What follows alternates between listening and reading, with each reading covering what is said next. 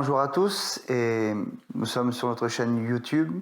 Aujourd'hui, nous allons partager justement un moment béni dans le nom du Seigneur Jésus-Christ. Et justement, aujourd'hui, donc, nous avons un invité avec nous, le pasteur Jean Bosco de l'église Paris-Bastille Métropole. Alors, aujourd'hui, c'est une discussion, c'est un moment qu'on passe dans la simplicité. On veut vous parler de la Bible, on veut vous parler de Jésus et vous parler justement de la foi chrétienne. Et je pense que tout de suite, on va rentrer dans le vif du sujet. On va laisser le pasteur Jean Bosco se présenter et parler un petit peu justement de ce qu'il fait et ce qu'il a reçu dans le nom de Jésus. Bonjour à vous, merci de l'invitation.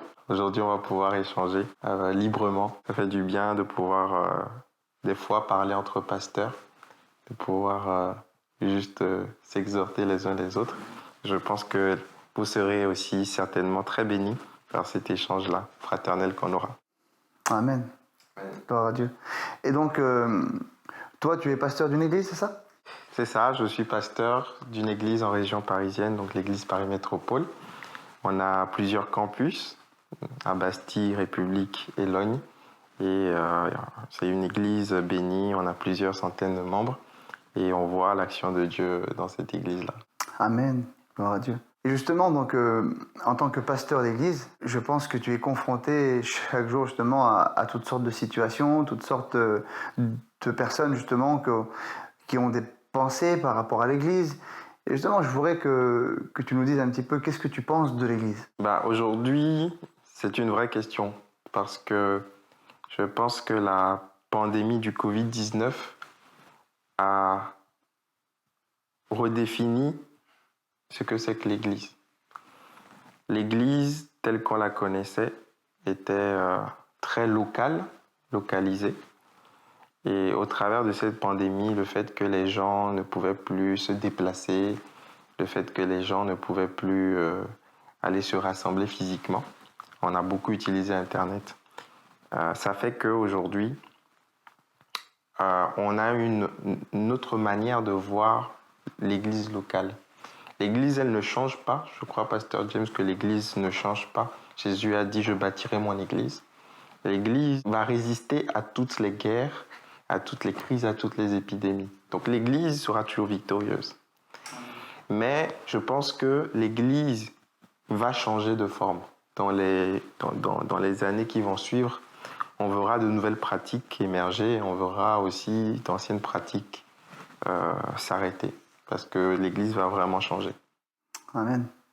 Mais quand tu nous parles de l'Église, parce qu'on sait qu'il y a deux églises, il y a l'Église universelle et il y a l'Église locale. Ouais. Justement, alors, parce qu'aujourd'hui, beaucoup de gens, je pense, font un petit peu l'amalgame. Ce qui est important, je pense, de réaliser par rapport à l'Église, c'est que l'Église locale, aujourd'hui, est un moyen, simplement un moyen, pour moi, je pense, de pouvoir vivre des éléments de l'Église universelle. Parce que le jour où on a accepté Christ, où on est passé par la nouvelle naissance, alors on est rentré justement dans cette Église universelle. L'Église du Christ, nous sommes dans son corps et nous faisons pleinement partie de l'œuvre de Jésus. Après, il vient cette deuxième étape où on va s'intégrer dans l'Église locale. Et je pense qu'aujourd'hui, et c'est un sujet important, beaucoup de personnes ont été déçues de l'Église locale. Qu'est-ce que tu penses de ça? Je pense que c'est une réalité, hein. C'est une réalité, mais c'est pas nouveau. Dans toute l'histoire de l'Église, même au temps des premiers chrétiens, il y avait des incompréhensions dans l'Église. Dans Actes chapitre 6, il y avait une incompréhension entre les chrétiens qui étaient judaïsants, c'est-à-dire qui étaient issus de la foi juive, et les chrétiens qui étaient issus de ce qu'on appelait le monde, en fait. Et de tout temps, il y a eu des problèmes dans l'Église. Paul va dire « supportez-vous les uns les autres, exhortez-vous les uns les autres ». Donc je pense que tant qu'on est humain et imparfait, l'Église sera toujours imparfaite, l'Église locale sera imparfaite. Maintenant, moi je pense aussi que l'Église locale est un wagon d'un grand train. Le train, c'est l'Église universelle. Mais pour entrer dans le train et rester dans le train, il faut être dans un wagon. Il y a des chrétiens qui changent de wagon tout le temps.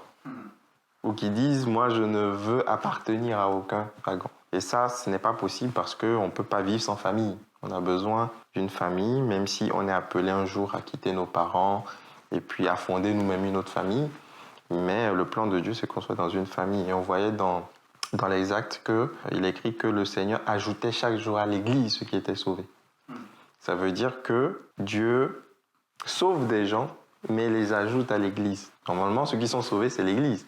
Mais ce verset nous montre que Dieu veut, lorsqu'il sauve quelqu'un, le faire intégrer à une église, l'ajouter à l'église. Donc je pense que l'église locale est quand même importante. Maintenant, il faut voir comment elle vit encore, parce que, et tu pourras nous en parler aussi, hein, ton avis m'intéresse aussi là-dessus. Aujourd'hui, avec tous les mouvements qu'on a sur Internet, les programmes, et on bénit Dieu pour ces programmes qui sont sur Internet. Il y a des enseignements, il y a des programmes qui édifient les chrétiens, il y a des pages sur les réseaux sociaux. Il y a énormément de ressources qu'on n'avait pas avant. Donc on peut se demander vraiment, bon, est-ce que aller à l'église, c'est encore important? Je suis mon culte en ligne le dimanche, je peux donner ma dîme à distance, j'ai 2-3 amis chez moi. Est-ce que c'est pas suffisant? Donc j'aimerais bien savoir ce que toi tu en penses. Moi, je pense en réalité qu'il y a un point important, c'est que Dieu ne nous a pas créés pour être seuls. Le Seigneur nous a créés justement pour qu'on soit accompagnés. Alors, on est accompagnés par le Saint-Esprit.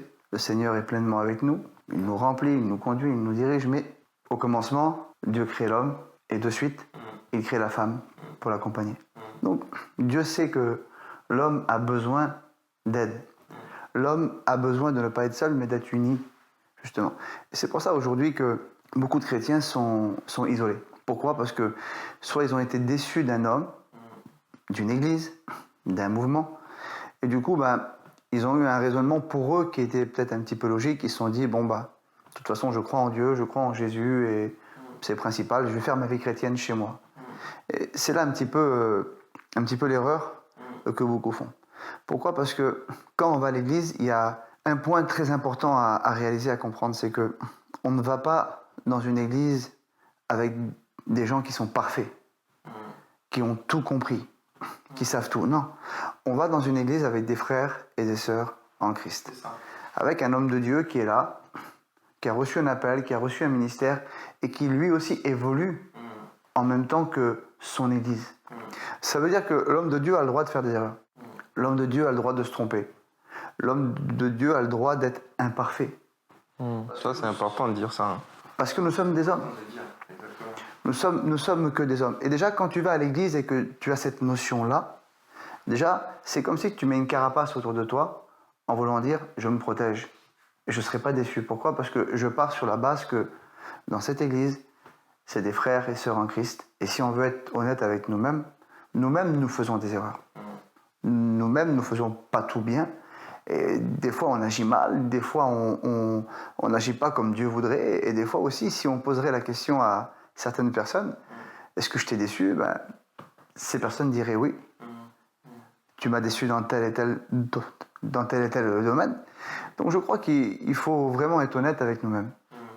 Et dire voilà, aujourd'hui, l'église, c'est quoi? C'est une assemblée ensemble qui est faite pour grandir, pour évoluer. Et il y a un homme de Dieu qui est là, qui est établi, qui annonce la parole de Dieu. Et quand j'écoute le pasteur qui prêche, j'écoute surtout le message qui est annoncé. Et c'est ce message qui me fait grandir. Et souvent, des chrétiens sont arrivés à une conclusion parce qu'ils ont vu justement les erreurs du pasteur. Ils ont vu les points faibles du pasteur. Ou certains messages qui étaient prêchés ne sont plus valorisés. Alors que le message reste le message. Qu'il soit prêché par une personne, en réalité... moi, je prêche des messages en tant que pasteur. Et il y a des messages que je ne vis pas encore, mais que j'aspire à vivre. Et ces messages-là doivent être pris à l'Assemblée, parce que c'est un message qui est inspiré de la parole de Dieu, et un message que tous les enfants de Dieu doivent vivre. Donc je crois que vraiment il faut rétablir cet équilibre, que l'Église, ça reste avant tout des hommes et des femmes que Dieu a placés, que Dieu a changés, que Dieu a transformés, mais avec leurs faiblesses. Tu touches un point important. Les gens ne viennent plus dans l'église locale parce qu'ils sont déçus. Est-ce que tu vois d'autres raisons pour lesquelles les gens ne veulent plus forcément. Alors quand on dit que les gens ne veulent plus, il y a beaucoup de gens qui veulent venir à l'église locale, qui se convertissent, qui vivent vraiment l'amour fraternel, qui vivent l'église locale dans sa richesse. Mais je pense qu'il y a un peu plus de gens depuis le confinement qui se sont mis en retrait par rapport à l'église. Est-ce que toi, tu vois d'autres raisons à part l'imperfection des hommes ou le fait d'avoir été blessé? Moi, je pense aussi que ça va être suivant le message aussi. Avant tout aussi, bien sûr, il y a la part de l'homme, comme je disais, de comprendre aussi que l'homme de Dieu a ses faiblesses, a ses qualités, mais il y a aussi la part aussi de l'Église et la part du pasteur. Il y a des messages peut-être qui ne sont pas prêchés dans les églises, qui ne sont pas annoncés. Et je crois qu'il y a beaucoup de personnes peut-être qui quittent l'Église aujourd'hui parce qu'ils n'ont pas trouvé réellement ce qu'ils ont besoin. Moi, je sais que j'étais issu d'une église et il y a des sujets, il y a des questions que je me suis posées et je n'ai pas trouvé ces réponses dans cette église-là. Alors, il a fallu que j'aille ailleurs, que je me renseigne, sans quitter mon église, mais il a fallu que je fasse l'effort de vouloir comprendre. Et tous ne font pas l'effort. Le diable est là, la Bible nous dit qu'il est là pour dérober, égorger et détruire. Et il y a des personnes, ils se découragent. Alors c'est pour ça que vraiment je voudrais encourager que si un pasteur écoute, qu'il y a des messages que nous devons prêcher. Et l'un des messages que nous devons prêcher aujourd'hui dans les églises, c'est l'identité en Christ. Parce qu'une personne qui connaît son identité en Christ, elle pourrait être dans n'importe quelle église, dans n'importe quel lieu dans le monde. Elle sera à l'aise. Parce que quand tu sais qui tu es en Jésus, quand tu as compris ton identité en Christ, il n'y a rien qui peut venir aujourd'hui, comme le verset dit, il est venu dérober, égorger et détruire. On ne peut pas dérober, on ne peut pas venir t'atteindre, on ne peut pas venir aujourd'hui t'enlever peut-être une connaissance. Pourquoi? Parce que tu as la connaissance de la vérité de qui tu es en Jésus. Et je pense aujourd'hui c'est un message qui doit être prêché de plus en plus dans nos églises. Moi, dans l'église que j'étais, c'était petit chrétien. Chrétien faible. Un chrétien, il n'est pas puissant. Et en fait, si tu proclamais qu'un chrétien était fort, un chrétien était puissant, le problème c'est que tu devenais orgueilleux. Alors que tu proclamais simplement ce que la Bible dit. Et je crois que c'est vraiment une mentalité qui doit changer aujourd'hui, au niveau de l'église. Ouais.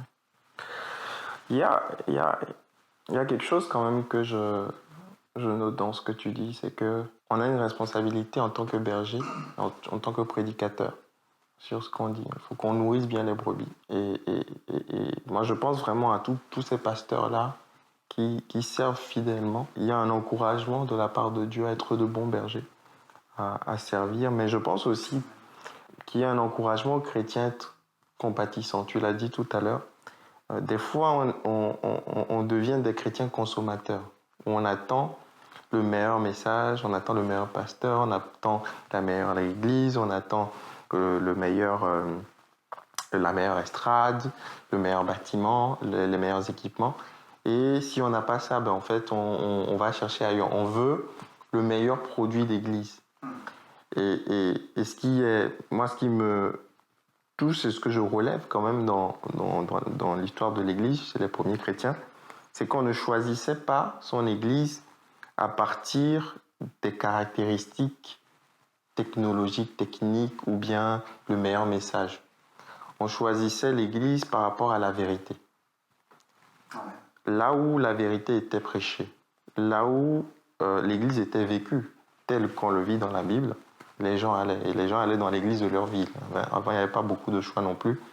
Quand tu es à Éphèse, tu te convertis, tu vas dans l'église d'Éphèse. Quand tu es à Corinthe, tu vas dans l'église de Corinthe. Et aujourd'hui, je pense que le fait qu'il y ait beaucoup d'églises, beaucoup de dénominations, beaucoup même dans une dénomination, beaucoup de styles d'église différents, offre une option et c'est bien parce que c'est Dieu qui le permet. On est plusieurs types de personnes. On a aujourd'hui la possibilité, la grâce d'aller vers l'église qui nous correspond le plus. Mais il ne faut pas tomber dans le piège de la consommation où on veut absolument le meilleur produit d'église, en fait. Parce que L'Église, l'Église, c'est un corps imparfait et c'est cette imperfection en fait qui nous transforme. Moi, avant, quand j'étais célibataire, je priais Seigneur, je veux une épouse avec des caractéristiques extraordinaires, intelligente, forte. Je me donnais tellement de caractéristiques qu'un jour, un ami a vu mes caractéristiques dans mon fichier Excel, c'était une longue liste. Et puis il m'a dit, mais Jean Bosco, si cette femme que tu décris existe, elle ne voudra pas de toi. parce que tu es trop imparfait pour elle. Elle est tellement parfaite et elle ne voudra pas de toi. Et du coup, il faut aussi le penser, c'est que quand on rejoint une église et qu'on fait partie d'une église, on veut l'église parfaite, mais est-ce que l'église parfaite veut de nous si elle est aussi parfaite? Et dès qu'on rejoint l'église, on la rend imparfaite. Donc si nous, on n'est pas parfait, on doit accepter que l'église aussi n'est pas parfaite. Mais c'est cette imperfection-là qui va nous parfaire. Quelqu'un a dit, Dieu utilise les gens imparfaits pour parfaire les gens. Dieu utilise des gens imparfaits pour parfaire les gens. Ça veut dire que même quelqu'un peut me blesser dans l'église, mais Dieu va utiliser ça pour me faire grandir. Alors que si je suis en présence de personnes ou que je ne côtoie jamais ou que je ne suis pas en train de communiquer avec des gens, même s'ils sont imparfaits, je ne pourrais pas vivre certaines guérisons parce que je n'aurais pas vécu certaines blessures. Eh oui. Tu as dit quelque chose, ça... Je pense qu'il y a un point important. En fait, il y a deux extrêmes. Il y a le fond et la forme. Moi, j'ai vécu au départ dans un premier extrême. Ça veut dire quoi? Ça veut dire en fait que moi, tout ce qui sortait dans une forme différente, c'était pas accepté. Ça veut dire si on amenait une forme de réunion différente, une forme d'adoration différente, une forme de louange différente, c'était pas accepté. C'était pas accordé, ça venait pas de Dieu. Et ça, c'est un extrême. Mais aussi, comme tu dis, l'autre extrême, justement, c'est l'inverse. C'est de faire de la forme, justement, le fond. Alors que si vraiment il y a un point à donner et surtout une erreur à ne pas faire, on ne touche pas le fond. Le fond reste le fond. La parole de Dieu. L'enseignement de Jésus-Christ. Et si on bâtit sur le fond, sur les vérités de la parole de Dieu, alors on peut mettre n'importe quelle forme qu'on y veut, il n'y a pas de souci, il n'y a aucun problème. Mais c'est vrai qu'aujourd'hui, on a des personnes aujourd'hui qui se sont habituées à une forme et ils ont tellement voulu chercher la forme qu'ils ont dévié du fond. Et ça a fait des dérives. Alors aujourd'hui, la première chose à faire, c'est quoi? C'est s'assurer, je suis bien assis sur le fond. Je suis dans une église où le fond est bon. Le fond est véritable. Le fond est vrai. Après, il y a une forme d'adoration différente. Il y a un gars qui met une casquette, il y a un gars qui met un short, il y a un gars qui adore, je sais pas, en levant les bras en l'air, l'autre il adore assis. C'est pas un souci. Non. Ce qui est important aujourd'hui, pour que tu te positionnes dans l'église que Dieu veut, surtout, c'est l'église qui est assise sur le fond véritable de la parole de Dieu. Et ça, je pense que c'est important. C'est hyper important. Super important. Et du coup, ça me ramène à la question finalement, est-ce qu'on peut vivre l'église sans église locale? Est-ce qu'on peut vivre l'église sans l'église locale? Eh bien, en fait, sans s'en apercevoir, on l'a vécu il n'y a pas longtemps, avec le confinement. Et en fait, je pense que Dieu, je ne vais pas dire que Dieu a envoyé le coronavirus, mais je crois que Dieu se sert de toutes choses. Et je crois que le confinement, justement, a servi à l'Église. Alors que pourtant, on pourrait croire que le confinement a desservi l'Église. Parce qu'aujourd'hui, beaucoup de gens, justement, étaient rentrés dans une routine. La routine de l'Église, comme on dit à Paris, métro, boulot, dodo. Mais avaient oublié peut-être la valeur, justement, de pouvoir se réunir, de pouvoir être ensemble. Et je pense que beaucoup de gens qui pensaient pouvoir vivre, justement, une vie chrétienne sans église locale, se sont aperçus à quel point c'était important justement la communion entre frères et sœurs. À quel point c'était important de pouvoir se réunir justement dans un endroit pour adorer, pour louer Dieu, même si c'est pas le seul endroit et c'est pas la priorité, parce que on le sait, une église, ça reste 1h30, une fois ou deux dans la semaine, et si jamais notre vie chrétienne serait bâtie justement sur ces 3 heures-là, notre vie chrétienne ne serait pas florissante. Non. Aujourd'hui, on est des adorateurs au travail, des adorateurs chez nous, avec nos enfants, avec nos parents, avec nos familles. Quand on va chez le boulanger, quand on va à Carrefour, quand on va à Leclerc, dans notre vie quotidienne, on est des adorateurs, on est en Christ, on est des chrétiens. Mais on s'est aperçu que dans notre quotidien, avec ce confinement, quand on était seul chez nous, ça a fait un tri par rapport à plusieurs choses. Il y a des personnes, quand se retrouvant seuls chez eux, ils ont appris justement à vivre ce qu'ils ne vivaient pas. Parce que des personnes vivaient simplement leur vie chrétienne à l'église. Par procuration. Par procuration. Et ils ont appris justement à rentrer dans l'intimité avec Dieu. Et il y a des personnes aussi que l'église pour eux, c'était une fois de temps en temps. Et ils se sont aperçus vraiment à quel point c'était important justement que l'église locale a été mise en place. Parce qu'il faut comprendre que l'église locale a été mise en place. L'apôtre Paul lui-même a fondé des églises. Je pense que si l'apôtre Paul a fondé des églises, je pense que c'était parce qu'il savait qu'on avait besoin justement de les intégrer. Donc la réponse à la question est oui, je pense qu'il faut intégrer une église, et je pense que non, on ne peut pas vivre sans église locale. Et puis, je suis totalement d'accord avec toi, mais moi j'ai des arguments bibliques et des arguments logiques, on va dire.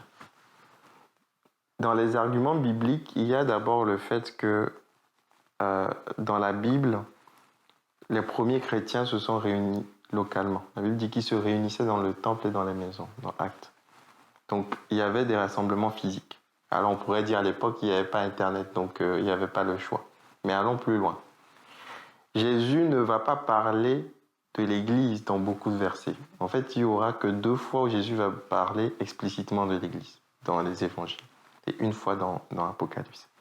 Il va dire dans les 2 fois des évangiles, premièrement, je bâtirai mon Église. Donc ça veut dire que ce n'est pas un homme qui bâtit l'Église. Et là, il parle d'Église universelle.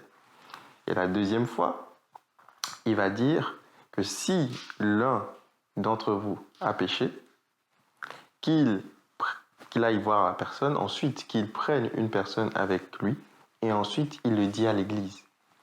Donc en fait, ce que Jésus est en train d'instaurer là, c'est un ordre de redevabilité, pour dire que l'Église a une autorité. Ce que vous allez lier sur la terre va être lié dans le ciel. Donc en fait, il y a des choses qu'on va faire ensemble en tant qu'Église, mais il faut une structure. C'est pour ça qu'il a établi des bergers. Il a établi un ordre d'autorité. S'il n'y a pas d'Église, c'est-à-dire que si on est des chrétiens, on se voit, mais il n'y a pas de structure organisée, où il y a des pasteurs établis, qui va discipliner l'Église ? Qui va discipliner le chrétien? En fait, chacun sera son propre maître. Chacun aura, le Saint-Esprit va dire, bon, je suis mon propre maître. Mais ce n'est pas ce qu'on voit dans la Bible. Dans la Bible, on voit que lorsqu'il y avait un problème, par exemple, on allait vers les anciens de l'Église. D'ailleurs, on peut lire aussi dans les Épîtres, Paul va dire, si quelqu'un est malade, qu'il aille demander aux anciens de l'Église. Si on supprime cet ordre-là, il y a des choses qu'on ne vivra pas. Maintenant, dans les raisons logiques aussi, moi je pose des questions.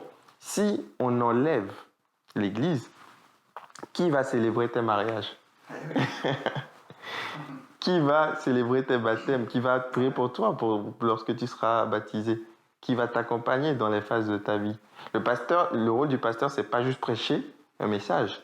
Le pasteur doit t'accompagner dans les phases de la vie. Qui va venir enseigner pour le deuil?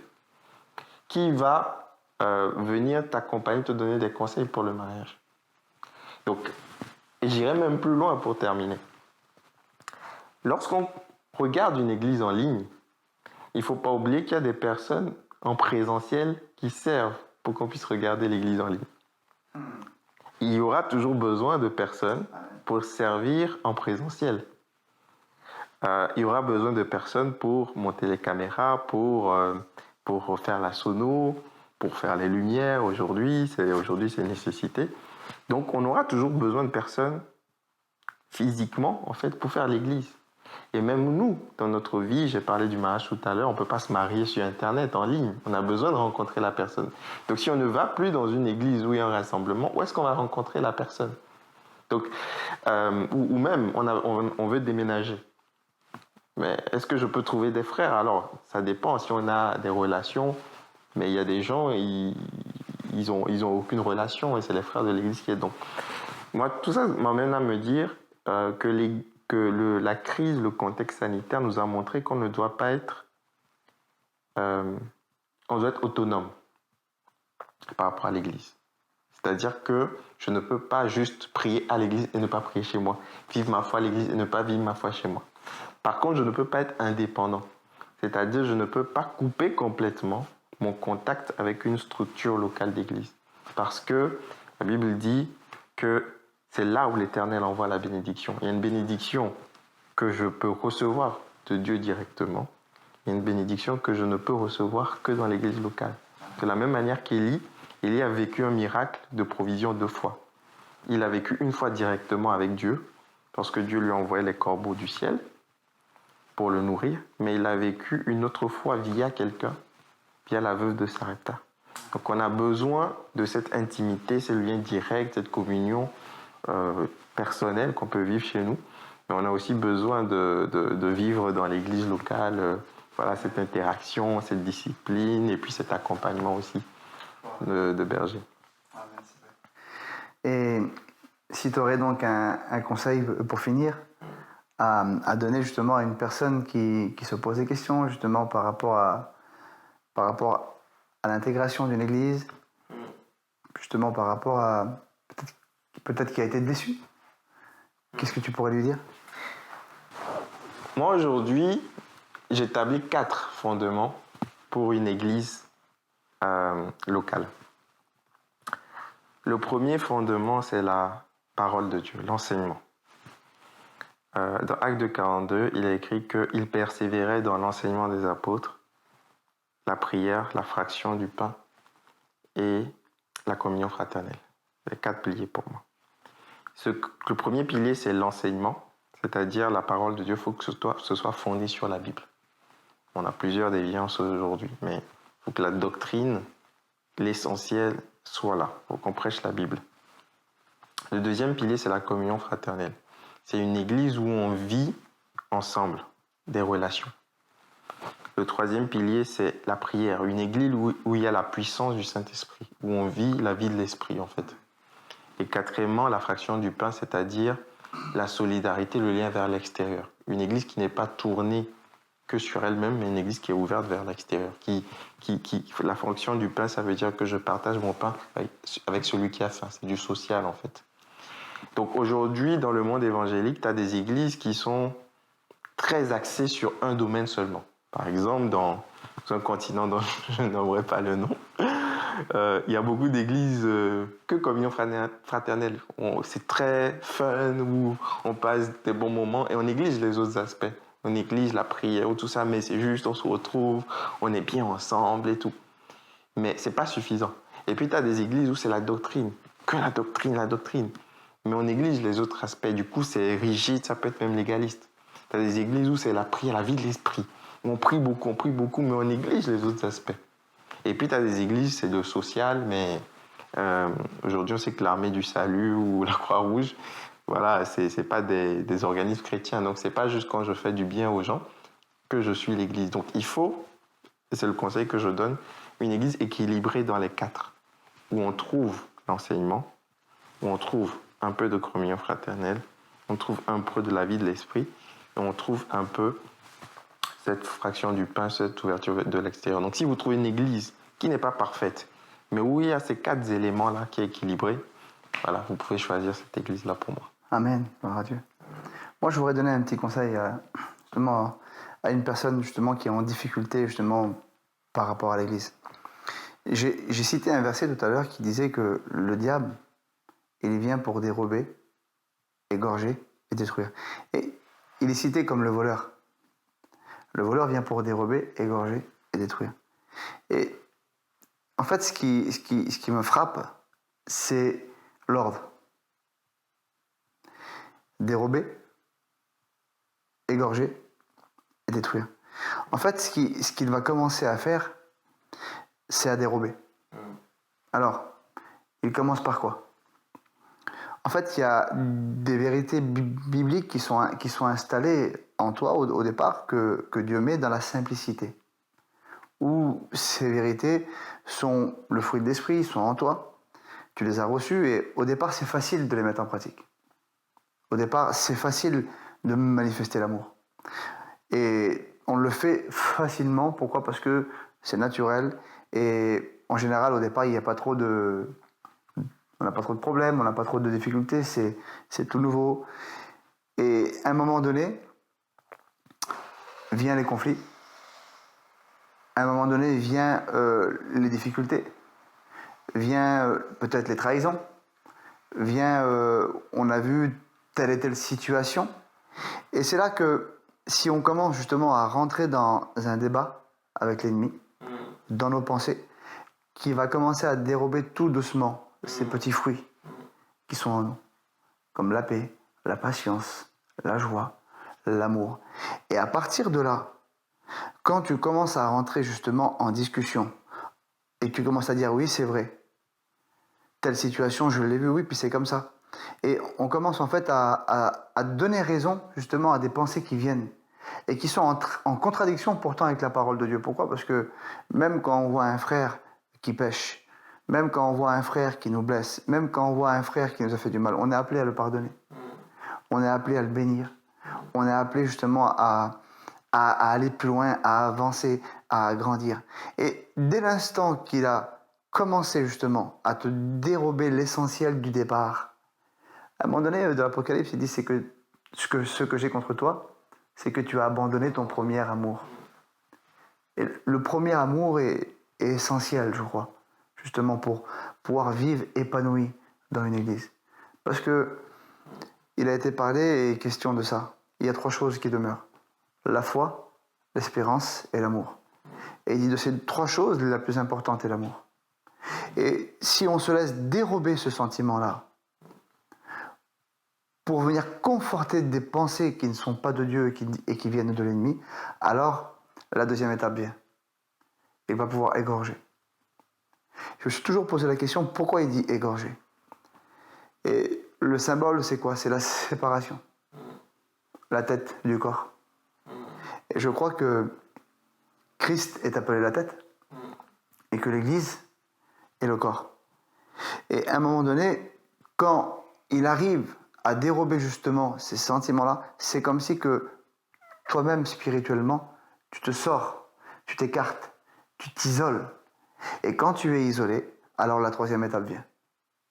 Il te détruit. Et il veut te détruire.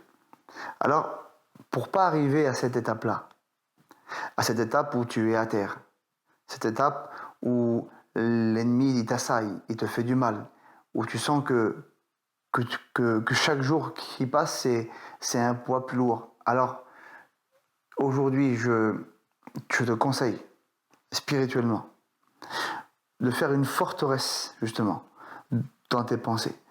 Et de déclarer que ce que tu veux manifester, c'est le fruit que Dieu a déposé en toi. Un fruit d'amour, un fruit de patience, un fruit de maîtrise de soi.